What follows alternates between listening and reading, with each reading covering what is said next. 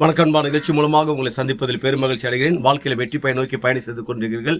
இந்த பயணங்கள் வெற்றி பெற என் அன்பின் வாழ்த்துக்கள். நீங்க நல்லா இருப்பீங்க. அதை இப்பொழுது இருக்கிறதை பார்க்கலாம் 1000 மடங்கு அதிகம் வாங்கும்படி சேனைகள் கர்த்தர் தாமே உங்களை ஆசீர்வதித்து உங்களை உயர்த்துவாராக. நல்லா கவனிச்சு பாருங்கள். வாழ்க்கையில் எவ்வளவு தூரம் நீங்க வெற்றி பயணத்தை வந்து கொண்டிருக்கிறீங்க. நிறைய திட்டங்களை வச்சிருக்கிறீங்க, நிறைய கற்பனை வச்சிருக்கீங்க. ஏகப்பட்ட காரியத்தை ஒவ்வொரு நாளும் சிந்திச்சுக்கிட்டு யோசித்துக்கிட்டு ஜெபம் பண்ணிக்கிட்டு பல காரியத்தை நீங்க ஐடியா பண்ணிட்டு இருக்கீங்க. எல்லாமே ரொம்ப நல்லது பாருங்க. ஆனா வாழ்க்கையில 2 காரியம் மட்டும் ஒரு மனுஷன் வாழ்க்கையில குறையக்கூடாது. இது மட்டும் குறையாம இருந்தா போதும். ஒன்று என்னென்றால் மனதுக்குண்டான காரியம், 2வது சரீரத்துக்குண்டான காரியம்.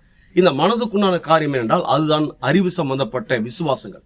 இந்த விசுவாசம் மற்றும் ஒவ்வொரு நாளும் ஒரு மனுஷனுக்கு குறையாமல் இருந்து பார்த்துக்கணும். இந்த விசுவாசங்கள் மட்டும் மனதில் இல்லாம குறையாம இருக்கும்போது என்ன ஆகுதுன்னா அது அதிகரிக்க ஆரம்பிக்குது.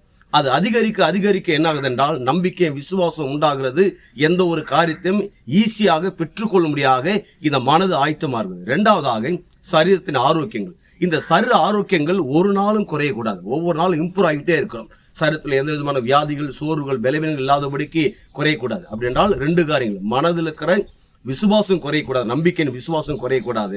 2வது சரீரத்தில் இருக்கிற ஆரோக்கியம் குறையக்கூடாது. அப்படி என்றால் மனதில் இருக்கிற நம்பிக்கை விசுவாசம் குறையாம இருக்கணும்னா, சரீரத்தில் இருக்கிற ஆரோக்கியம் குறையாம இருக்கணும் என்றால் நாம கேட்கிற வார்த்தையின் மூலமாகத்தான் விசுவாசங்கள் இம்ப்ரூவ் ஆகும். கேட்பதை குறித்து கவனமா இருக்க வேண்டும். அதுவும் இல்லாம வாய்க்குள்ள போகிறது கவனமா இருக்கணும். வாய்க்குள்ள போகிற உணவு தான் நம்முடைய சரீரத்தில் ஆரோக்கியத்தையும் பலவீனத்தை ஏற்படுது. இந்த 2 காரியத்தை கவனமா இருந்து பார்ப்போம்.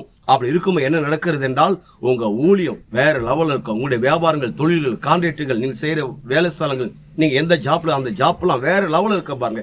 அப்படி வேற லெவல் இருக்கும்போது என்ன நடக்குது என்றால் ஒட்டுமொத்த உலக நாடுகளுக்கு ஆண்டவராக இயேசு கிறிஸ்து உங்களை கடன் கொடுக்கும்படியாக வைக்கிறார். நீங்கள் வற்றாத நீருற்றை போல் இருப்பாய் என்று சொல்லி உங்களிருந்து விடைபெறுகிறேன். உங்க நண்பன் ரவி, பெரியபாளையம்.